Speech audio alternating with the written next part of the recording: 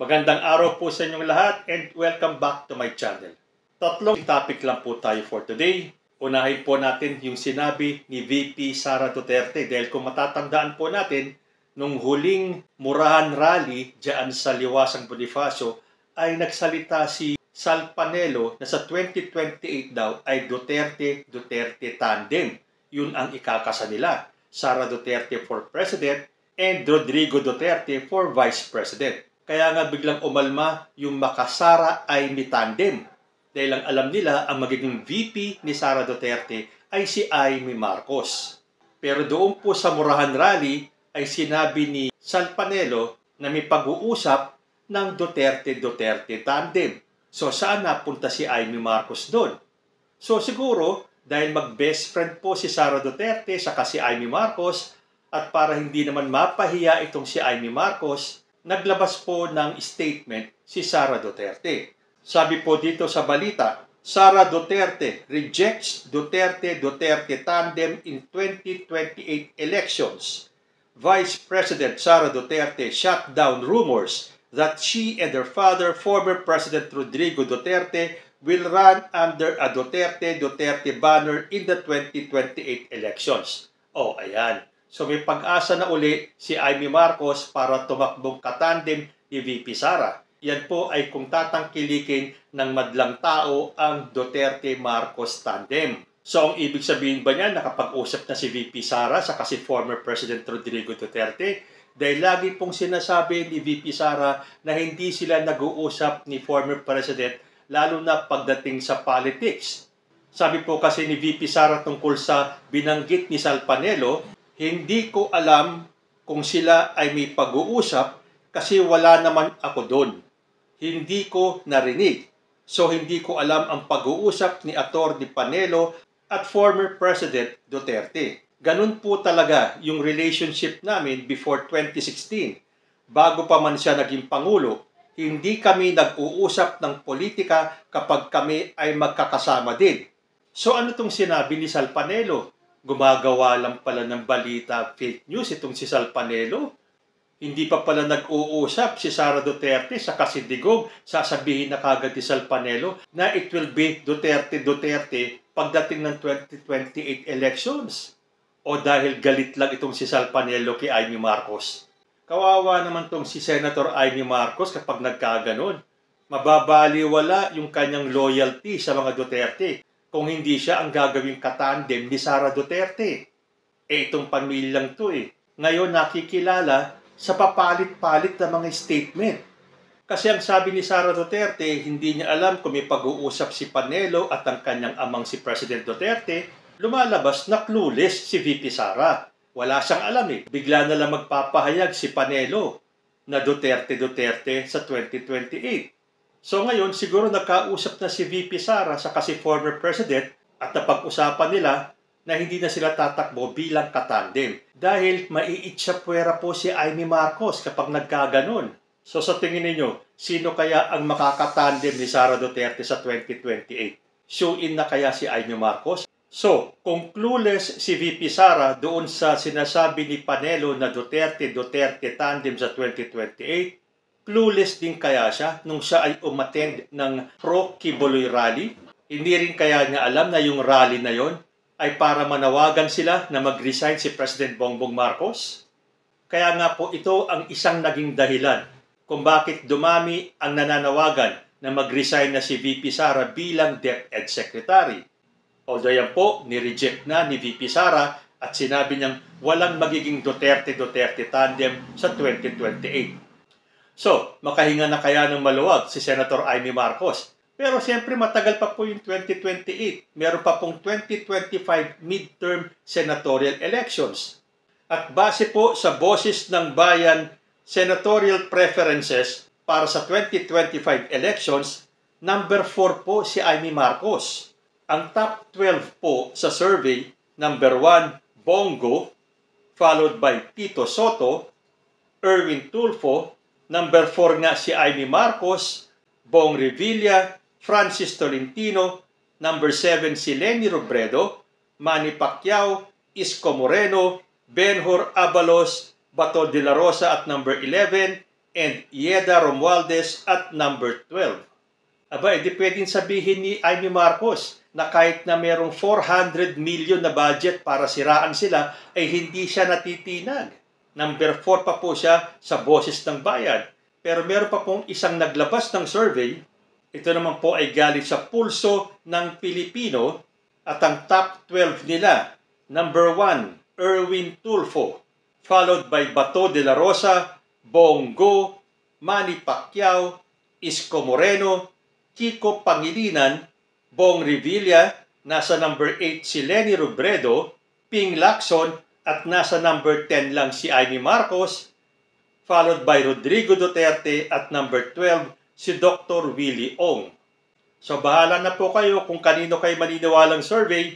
Doon sa isang survey, number 4 si Amy, dito naman number 10 si Amy Marcos. Kaya nga sa tingin ko yung sinasabi ni Amy Marcos na 400 million daw para siraan sila, tapos may lalabas na ganito mga survey, hindi ba para isipin lang ng tao na, ayan, may naninira kanila Amy Marcos and yet, pasok pa rin siya sa top 12. Alam niyo, nalulungkot lang talaga ako dahil sa ang dami kong naririnig na mga balita against kay Amy Marcos. Pati yung kanyang family background daw, kung kanino siya nanggaling, pero I will not delve into that. Kasi hindi ako sigurado Ayoko mag-share sa inyo ng balita kung wala namang katotohanan. So doon sa mga nagsasabi na si Amy daw ay hindi talagang Marcos, although di ba lagi sinasabi ni Amy Marcos, I am the firstborn daughter of former President Ferdinand Edralin Marcos. Pero isa din yan sa mga kumakalat na bali-balita. Ito medyo naniniwala ako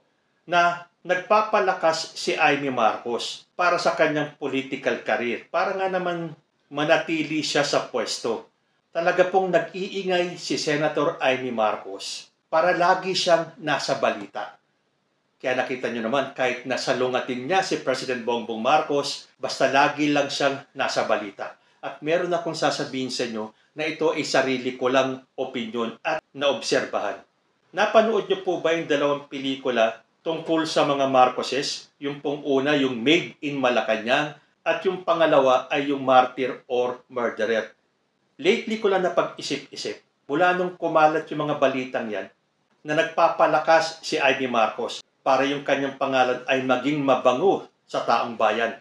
Although sadly, imbis na maging positive po ang tingin sa kanya ng taong bayan, ay nagiging negative na po. Kaya nga naglabas siya ng statement na meron daw 400 million pesos na budget para siraan sila. Sila meaning siya, si VP Sara, si former President Duterte, at si Pastor Apollo Quiboloy.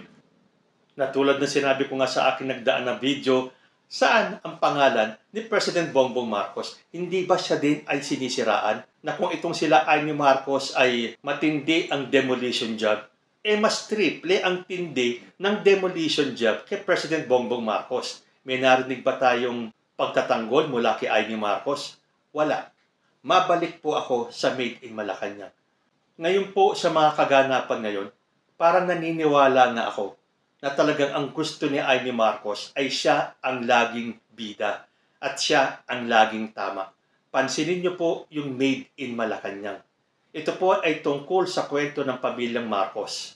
Pero kung iisipin niyo pong mabuti yung istorya, lumalabas po na ang bida rito ay si Amy Marcos. Hindi ba siya nga yung Made in Malacanang? Pati po dun sa Martyr or Murderer, nakasentro sa kanya ang istorya. Parang side story lang yung kanila Ferdinand Marcos, Imelda Marcos, Bongbong Marcos. Mas mahaba pa yung mga eksena ni Amy Marcos nung siya ay nasa Morocco ba yun? Wala po siya sa Hawaii. Parang dun sa istorya ay pinalayo siya muna ni Apo Lakay. At kung gugunitain natin yung istorya ng Made in Malacanang, ano ba ang eksenang tatataksan nyo o yung hindi nyo makakalimutan doon sa confrontation scene ni Apo Lakay sa kaniyang Bongbong Marcos? Nung sinabi ni Apo Lakay kay Bongbong Marcos na wala ka namang inatupag kundi ang mag-party-party or something to that effect. So hindi ba hanggang ngayon, yun ang ipinupukol nila kay President Bongbong Marcos? Na nung kanyang kabataan siya ay party lang ng party, kaya hanggang ngayon, pati yung mga biyahe ni President Bongbong Marcos, sinasabing party lang daw ng party. Kung tutuusin, yun ay isang kasiraan sa kwento tungkol kay President Bongbong Marcos. Bakit hindi pina-edit out ni Amy Marcos? So doon sa Historyang Made in Malacanang, ang lumutang, ang pinakabida, si Amy Marcos. At pagdating sa martyr or murderer, sino pa rin ang lumitaw na bida? Si Amy Marcos. Dahil nasa kanya lahat ng highlights. Well, ito lang po naman ay sarili ko lang opinion at aking obserbasyon na ngayon ko lang napag-isip-isip. Parang oo nga kwento ng pamilya Marcos pero nakasentro kay Amy Marcos. Tapos may eksena pa na dinadown ang pagkatao ni Bongbong Marcos. So hanggang ngayon, yun ang binabato nilang pambabatikos kay President Marcos. Well, again, sabi ko nga sa inyo, sarili ko lang pong obserbasyon yun. So, with the 400 million daw na budget para siraan sila, I think with or without that budget, kung talagang walang maipupukol na negative kay Amy Marcos, hindi naman po siya masisira. Kaya lang sabi ko nga sa inyo, hindi naman po bulag ang taong bayan. Nakikita po natin ang galawan ni Amy Marcos. And finally, after a long while, babanggitin ko lang po itong si Maharlika. Dahil alam na po natin lahat na siya po ay kinasuhan ni Abel Bacudio. Yun po ay nung bandang February. At ang hinihinging danyos ni Abel Bacudio ay $2 million. Although siguro chicken feed lang yung kay Maharlika, sa laki ba naman ang kinikita niya sa YouTube. Pero meron na pong naging kasunod yun. Isa rin pong fashion designer ang nag-file ng kaso laban kay Maharlika. Sabi po dito sa The Manila Times, renowned fashion designer Rodolfo Puy Quiñones filed a lawsuit against Los Angeles-based Filipino vlogger Claire Eden Contreras, also known as Maharlika, before the Superior Court of California at the County of Los Angeles, in a case that even dragged the name of First Lady Marie Luis Lisa Araneta Marcos. At ang balita po, $2 million din ang hinihinging danyos nitong si Quiñones. So kung 2 million na kay Bacudio, 2 million din kay Quiñones, abay suma total po niyan, $4 million. Although hindi naman po yan ang sentro ng topic ko kay Maharlika ngayon . Ngayon po kasi, naglabas daw ng video itong si Maharlika at sinabi niyang napanood niya na daw yung pulveron video ni President Bongbong Marcos. Hindi ba ang pagkakaalam natin siya rin ang naglabas ng balita noon tungkol dyan sa pulveron video na yan? At sabi ilalabas daw ng January 5. Ano na ngayon? Matatapos na ang March. Tapos ngayon, sasabihin na napanood na daw niya yung pulveron video. At ilalabas niya na? Alam niyo kung yan ay totoo, hindi na siya magsasabi niyan. Dahil hinihintay na ng taong bayan yung pulveron video na yan. Hindi niya na dapat sinabi pa na, oy, napanood ko na yung pulveron video. So dapat matakot na kayo dahil ilalabas ko na to. Hindi ganun. Dapat, nung sinabi mong napanood mo na yung pulveron video, inilabas mo na rin kaagad dyan sa video mo. Hindi ba yan ang inihintay mo? Sa bagay, para nga naman takamin ang taong bayan, sasabihin na muna niya na nakita ko na, napanood ko na yung pulveron video. Tapos sa mga susunod na videos ko, saka ko palang ilalabas yung pinaka-actual na pulveron video. Para nga naman, panibagong set of views. Pero, dapat ngayon pa lang inilabas mo na kagad para bida ka. Meron na nga akong napanood na 2 pro-BBM vloggers na hinamon si Maharlika at sinabing kapag totoo na si President Bongbong Marcos ang nasa video na yan, sila ay babaliktad at babawiin ang suporta kay President Bongbong Marcos. Pero siguraduhin lang po natin na yan ay totoo. Baka naman yan ay 20, 30, 40 years ago nung bata pa si President Bongbong Marcos.